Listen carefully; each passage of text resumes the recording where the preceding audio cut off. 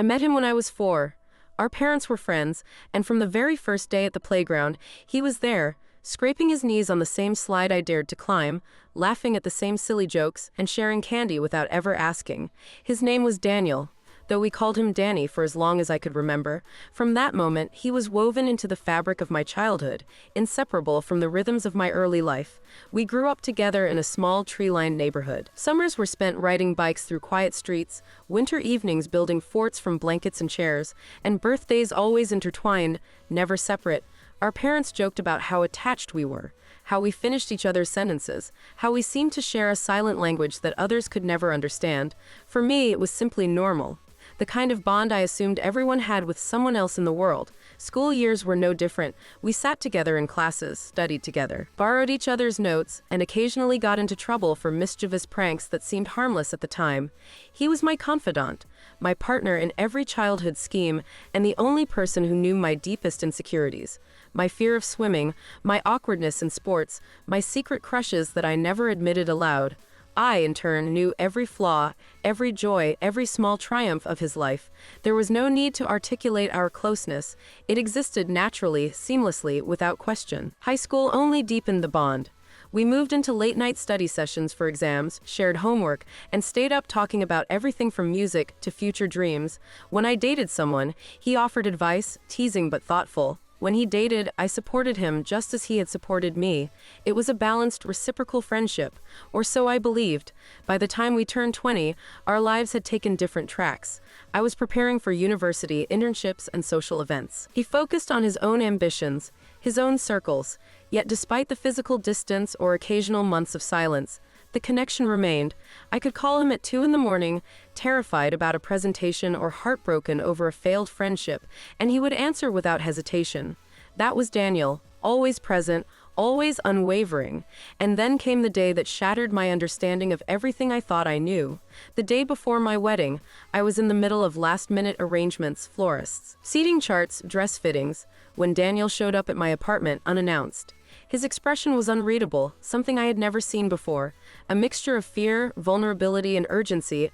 I smiled at him instinctively, assuming he had come to help in the chaos. But his voice, quiet yet firm, cut through my preparations. "I need to tell you something important," I paused, my hands still clutching the fabric of my wedding dress. "What is it?" I asked, a slight edge of worry creeping into my tone. He looked down, then back at me, eyes glistening. "I've loved you since forever, since we were kids, and I can't watch you marry someone else without telling you." I froze. My mind spun. Daniel, my best friend, my brother in everything but blood, had been hiding a love so deep, so profound, that it had spanned 16 years of our lives. My first thought was disbelief, my second confusion. How had I never noticed? How could someone feel so strongly without a single clue, and most urgently? "Why now, of all times," he continued, stumbling over words, the weight of unspoken years pressing against him. "I never wanted to ruin what we had. I thought being your friend was enough, but I can't anymore. I needed you to know before tomorrow." I couldn't breathe. The city outside my window felt impossibly loud. The honking of cars, the hum of distant traffic, every sound amplified. Memories flooded me, every laugh, every tear, every night spent confiding in each other. Did he love me quietly all this time? And if so, what did that mean for me, for my life, for tomorrow? My heart ached with a confusion I hadn't anticipated. I loved him as a friend, as someone central to my existence. But romantic love, it was uncharted, unimaginable, and yet suddenly palpable. I tried to steady my thoughts, but every rational argument was drowned by the gravity of revelation. I don't know what to say," I whispered. "Daniel, tomorrow, everything is happening tomorrow. I'm supposed to get married." His hands trembled slightly as he reached for mine. "I know. I'm not asking you to do anything. I needed to tell you. You deserve to know. You deserve the truth before tomorrow." We sat in silence for what felt like hours, the apartment echoing with the unspoken weight of our shared history and this new, seismic truth. I could see the tension etched into his features, the vulnerability that had been buried for years, now exposed in the harsh light of reality. I left him sitting there in the apartment that had witnessed our entire childhood and went to the window. The streets below were quiet now, the last lights of the day flickering out. I needed space to think, to breathe, to reconcile 16 years of friendship with this sudden revelation. As night fell, I realized the complexity of what lay ahead. I loved him as a friend, no more than that, but marriage? Commitment the next day was already planned, irreversible in its logistics. And yet my heart had been thrown into disarray. How could I navigate a lifetime of friendship now tinged with this impossible possibility? I called my parents, trying to mask my tremor with calm. I spoke in fragments, mentioning my anxiety, my overthinking, my sudden emotional overwhelm. I didn't mention Daniel, couldn't bring myself to yet. But in every word, the truth lingered, pressing against me like a tide I could not resist. As midnight approached, I returned to the apartment. Daniel was still there, sitting quietly as if time had frozen around him. I sat across from him, words failing me again. He smiled faintly, a small, sad acknowledgement of the impossibility of the moment. "I'm not asking you to leave him," he said finally, voice low. "I just needed to be honest. I couldn't let you wake up tomorrow thinking I never cared." And in that quiet, I realized the magnitude of his love and the gravity of my own feelings. It was not betrayal, not malice, but a truth that demanded recognition. Yet I was trapped by circumstance, by commitments, by the inevitability of the next day.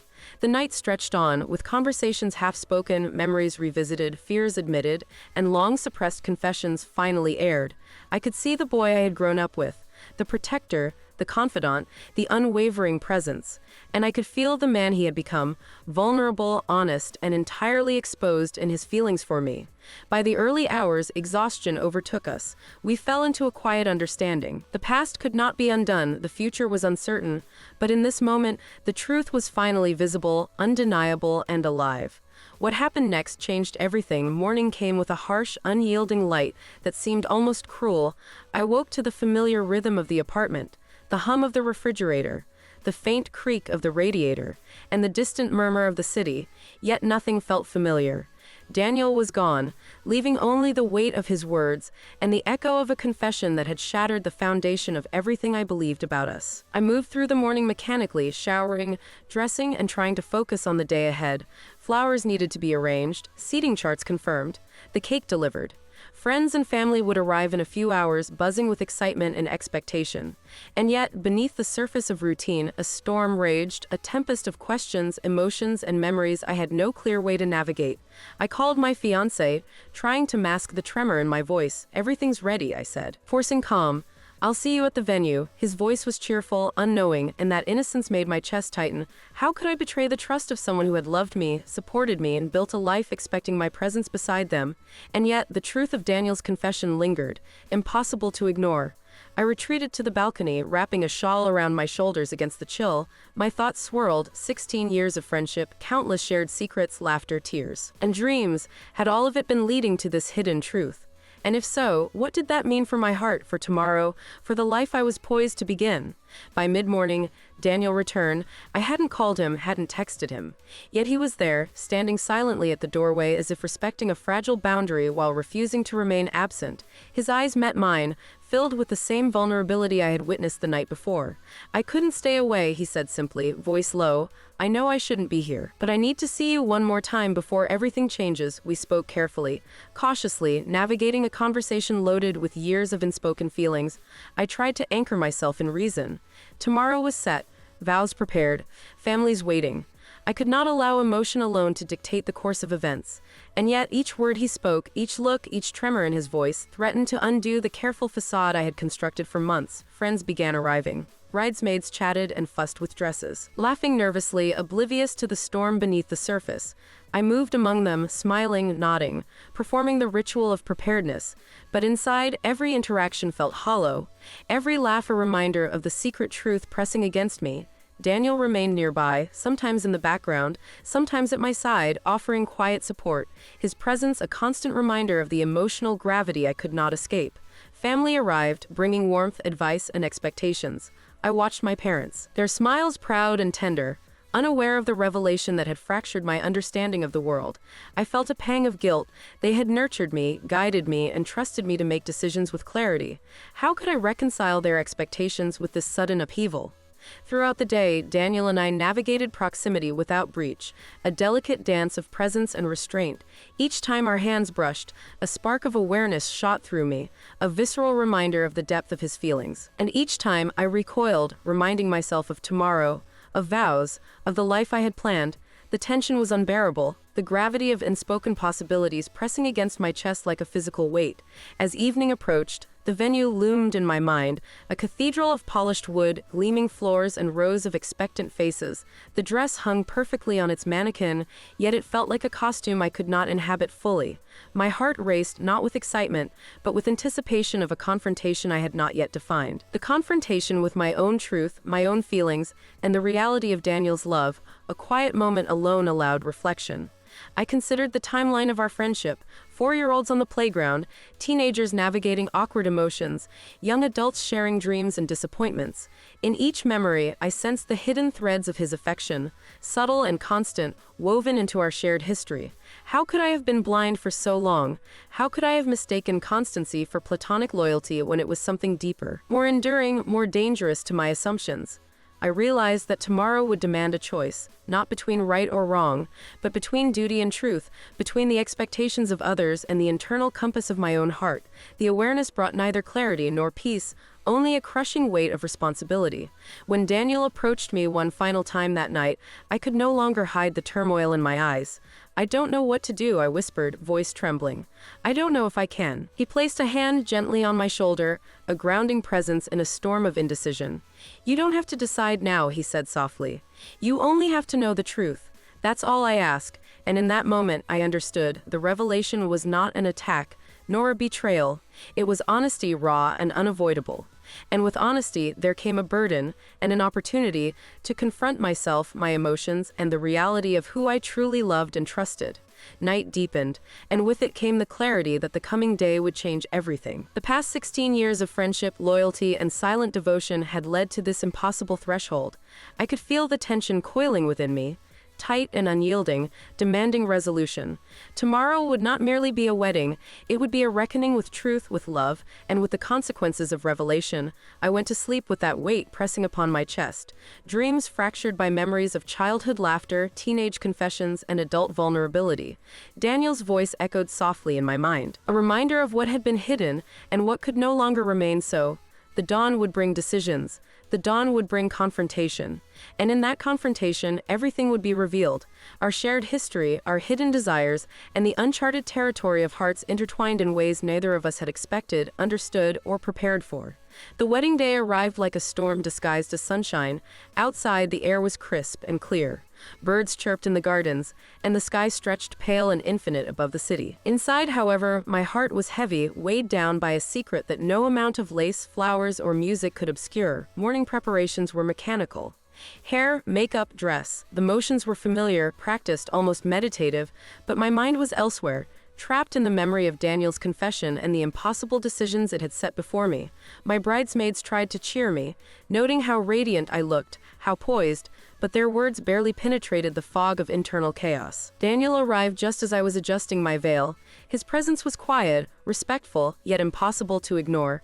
Every glance, every careful step toward me carried the weight of 16 years of hidden love. My chest tightened, breaths came short, and yet I tried to anchor myself in reason, in responsibility, in the expectations of everyone waiting outside this apartment. He handed me a small envelope. "I wrote it down," he said softly, voice barely above a whisper. "I didn't want to speak over everything. Read it when you can, but note this: I love you, always have." I held it in my hands, feeling the paper tremble slightly as if it contained the very pulse of his heart. I could not open it now, not with the day so full of obligations and eyes waiting, but I placed it carefully in my clutch. It became a talisman of truth, quiet and insistent, a reminder that honesty existed even in the chaos. The ceremony began. Guests arrived, seating themselves in rows of polished wood, faces glowing with anticipation. My family smiled. My fiancé held my hand with warmth and expectation, and yet I could not shake the sense that a silent truth hovered just beyond reach. I walked down the aisle, each step a struggle between duty and the raw pull of emotional reality. As the officiant spoke, pronouncing vows and promises, I felt the pressure in my chest grow. Words that should have been natural, affirming, and full of love felt hollow, as if each syllable clashed with the underlying knowledge of Daniel's confession. I glanced toward him once, and our eyes met briefly. In that moment, no words were necessary. The years of friendship, loyalty, and unspoken love passed silently between us, a bridge of understanding that no ceremony could contain. During the reception, I moved among family and friends with a forced composure, yet every conversation, every toast, every clink of glass reminded me of what had been revealed and what I had yet to process. Daniel remained in the periphery, a quiet anchor, a reminder of the other possible path. The path I could not take without unraveling the expectations of my own life. Later that evening, when guests had begun to depart and the city lights shimmered like distant stars, I found a quiet corner. I pulled out the envelope and unfolded the letter. His handwriting was familiar, looping and precise, yet every word vibrated with emotion, the intensity of years compressed into a single declaration. I read, then reread, absorbing the weight of what had been held back, the depth of his affection, and the courage it had taken to reveal it. Tears came unbidden, soft and warm against my skin. I realized in that moment that love could exist quietly, unspoken, and yet be profound enough to change the landscape of a lifetime. I had lived alongside it for 16 years without knowing, and now, in the stark light of revelation, I saw it for what it was, steadfast, patient, unwavering. My mind drifted to the years we had shared, the laughter, the tears, the countless small acts of care, and I understood with painful clarity how blind I had been. I had loved him as a friend, perhaps more deeply than I realized, but romantic love, the kind that demanded action, courage, and sacrifice, was something I had never allowed myself to consider in full. Daniel approached quietly, his presence gentle, unassuming, respectful of the boundaries that had been necessary throughout the day. We spoke softly, words measured, acknowledging what had been revealed without pressing for impossible decisions. I could feel the tension in my chest ease, replaced with a profound recognition of truth, responsibility, and the reality that some moments exist only to illuminate understanding rather than to alter outcomes. By the end of the night, I understood the essential lesson. Love is not always a choice, truth is not always convenient, and courage sometimes manifests in quiet honesty rather than dramatic intervention. I could honor Daniel's feelings, acknowledge my own, and still walk the path I had chosen, guided by integrity, empathy, and moral clarity. As the city settled into night, I felt a calm descend, a fragile, tentative calm, yet real. The wedding had taken place, obligations fulfilled, promises made, yet within me, a deeper understanding had emerged. I had witnessed honesty, confronted complexity, and navigated emotional turmoil with care and dignity. The story of our lives together had shifted, yes, but it had not broken me. Daniel and I sat together briefly before the final guests departed, sharing memories, laughter, and reflections on a friendship that had endured every challenge, every secret, and every unspoken desire. We did not need to define what the future held. That moment was enough: acknowledgement, understanding, and the enduring strength of a bond that had weathered decades. I left the reception finally, stepping into the quiet of the night. The city hummed softly, lights reflecting in the wet pavement from a passing drizzle. I realized that life would continue, complex, unpredictable, and sometimes painfully honest, and I, standing amidst it, had the capacity to endure, to reflect, and to grow. For the first time in hours, I breathed fully, feeling the weight lift slightly, replaced with a hard-earned clarity. Daniel's love, though revealed at the most impossible moment, had not broken me. It had instead illuminated the depth of human connection, the power of honesty, and the strength inherent in carrying one's own choices with integrity. I knew the journey was far from over. Emotions would settle slowly, friendships would redefine themselves, and memories of this day would echo for years to come. Yet even amidst the uncertainty, I felt a quiet certainty. I could navigate the complexities of life with compassion, courage, and unwavering self-awareness, and in that knowledge, I found a measure of peace, a calm, deliberate, and enduring peace that could survive both revelation and regret. The days after the wedding were quiet, almost eerily so. Friends congratulated me. Family offered gentle reassurances, and life moved in its habitual rhythm, yet beneath the surface an undercurrent of unresolved emotion persisted. Daniel and I did not speak immediately. The confession had been made, the ceremony completed, and the world insisted on its forward momentum indifferent to the turbulence it had revealed within us. I found myself reflecting constantly, not on regret, but on understanding. 16 years of friendship, now colored by his long-suppressed love, were more complex than I had ever imagined. I realized that I had never truly examined the depth of our connection, had never questioned the feelings that had always existed quietly in the spaces between laughter, tears, and shared secrets. One evening, I returned to our childhood park. The playground was mostly empty, save for a few late-night walkers and the distant hum of the city. I sat on the swings, the familiar motion bringing back memories of scraped knees, shared ice creams, whispered dreams, and the countless moments of companionship that had defined our lives. And there, in the gentle sway, I allowed myself to confront the truth that my love for Daniel had always existed in its own way, restrained, undefined, and yet undeniable. I thought of my marriage, the promises made, the life planned, the expectations of everyone who had invested in this path. I did not regret the choice I had made. I had acted with integrity, honoring commitments with care and respect. Yet I also recognized that human emotions cannot be neatly contained by social structures, ceremonies, or logic. Feelings exist independently of circumstance, and some truths demand acknowledgement, even when they cannot be acted upon immediately. Daniel and I eventually met again, quietly, without ceremony or pretense. We sat across from each other at a small cafe, the noise of the city filtered into a gentle backdrop, unobtrusive but present.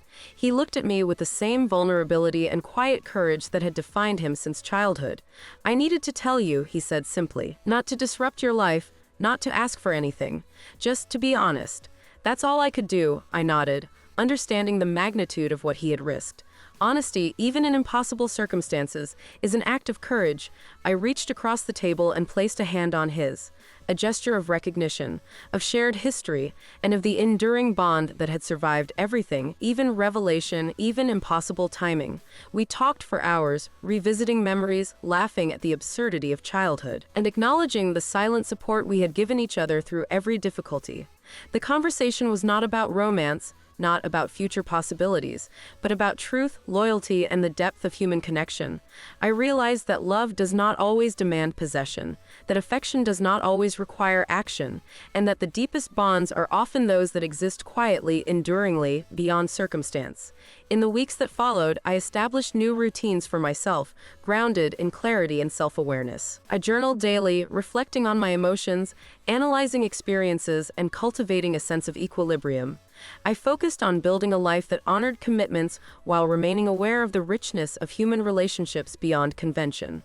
I also allowed myself to feel without judgment, to experience love as a force that could exist in multiple forms simultaneously.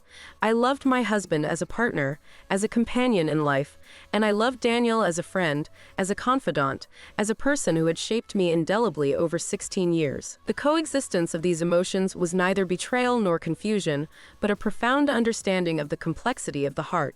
Financially, socially, and emotionally, I became meticulous in managing the boundaries of my life. Every choice was deliberate, every interaction measured with respect, empathy, and awareness.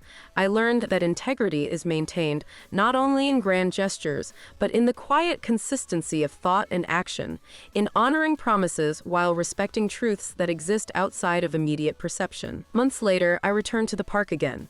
The swings creaked gently in the wind, the city lights flickered in the distance, and I sat alone for a long while. Memories of Daniel, of my marriage, of the revelation that had upended my understanding of friendship and love, flowed freely, unimpeded by shame or regret. I understood finally that life is not defined by singular moments of passion or decision, but by the ongoing negotiation between responsibility, truth, and emotional authenticity. Daniel and I continued to communicate, not daily, but with a rhythm that honored both the past and the present.